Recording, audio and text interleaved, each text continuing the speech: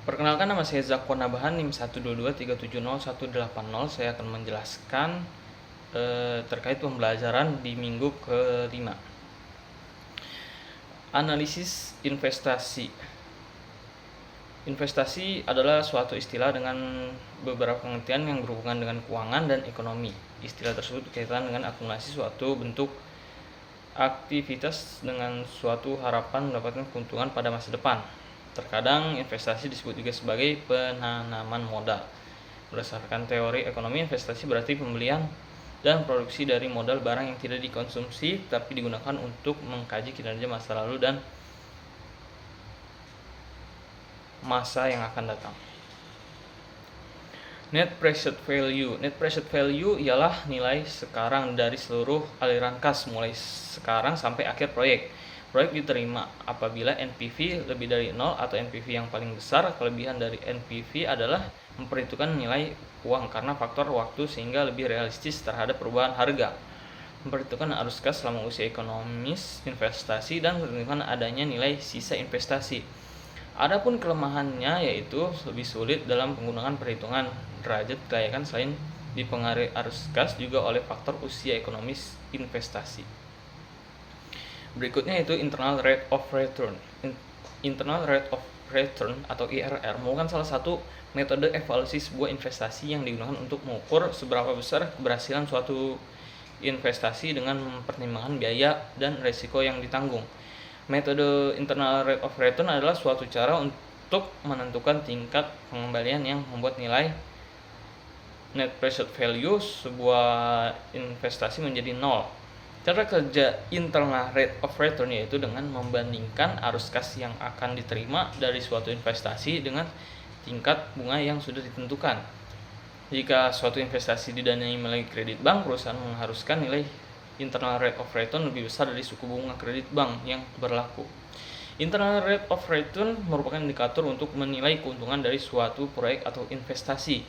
Jika tingkat pengembalian yang sebenarnya, misalnya tingkat bunga yang diterima atau biaya modal lebih besar dari IRR, maka proyek dianggap menguntungkan. Sebaliknya, jika tingkat pengembalian sebenarnya lebih rendah dari IRR, proyek berpotensi tidak menguntungkan.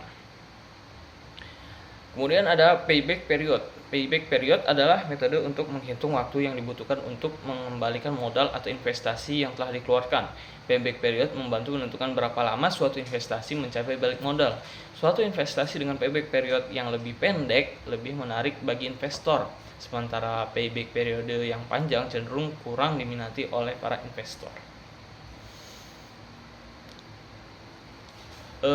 Biaya-biaya yang ada di tambang yaitu yang pertama biaya modal dan biaya operasional.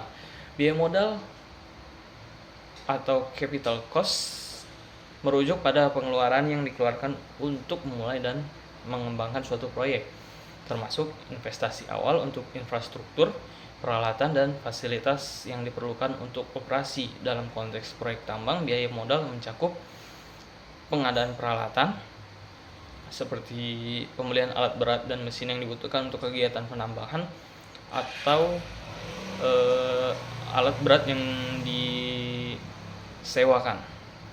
Kemudian ada konstruksi infrastruktur, yaitu menyangkut pembangunan jalan, fasilitas pengolahan, dan bangunan pendukung lainnya. Kemudian ada biaya perizinan dan legalitas, yaitu pengeluaran untuk mendapatkan izin yang diperlukan dari pemerintah dan memenuhi regulasi lingkungan. Selanjutnya, biaya riset dan pengembangan. Investasi dalam studi geologi, eksplorasi, dan analisis kelayakan untuk memastikan potensi sumber daya.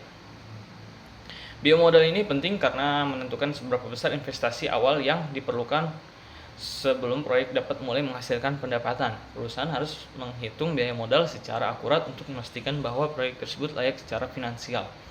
Berikutnya ada biaya operasional atau operating cost. Biaya operasional adalah biaya yang dikeluarkan untuk menjalankan operasi sehari-hari setelah proyek mulai beroperasi. Ini menyangkut gaji dan upah, pembayaran kepada karyawan yang terlibat dalam operasi pertambangan, biaya bahan bakar dan energi, pengeluaran untuk bahan bakar mesin dan energi yang digunakan dalam proses penambangan dan pengolahan, Kemudian biaya perawatan dan pemeliharaan, biaya untuk menjaga peralatan agar tetap berfungsi dengan baik dan mencegah kerusakan. Kemudian ada biaya transportasi, yaitu pengeluaran untuk mengangkut bahan tambang dari lokasi penambangan ke fasilitas pengolahan atau pasar. Kemudian ada biaya lingkungan, yaitu pengeluaran untuk memenuhi standar lingkungan termasuk biaya reklamasi lahan pasca tambang. Kesimpulannya, baik biaya modal maupun biaya operasional merupakan komponen penting dalam analisis kelayakan proyek tambang. Biaya modal mencakup semua investasi awal yang diperlukan untuk memulai proyek, sedangkan biaya operasional mencakup semua pengeluaran yang diperlukan untuk menjalankan proyek setelah dimulai. Memahami kedua jenis biaya ini membantu perusahaan dalam merencanakan anggaran, mengelola risiko keuangan, dan menentukan potensi profitabilitas proyek. Mungkin itu saja yang bisa saya sampaikan, kurang lebihnya mohon maaf. Terima kasih.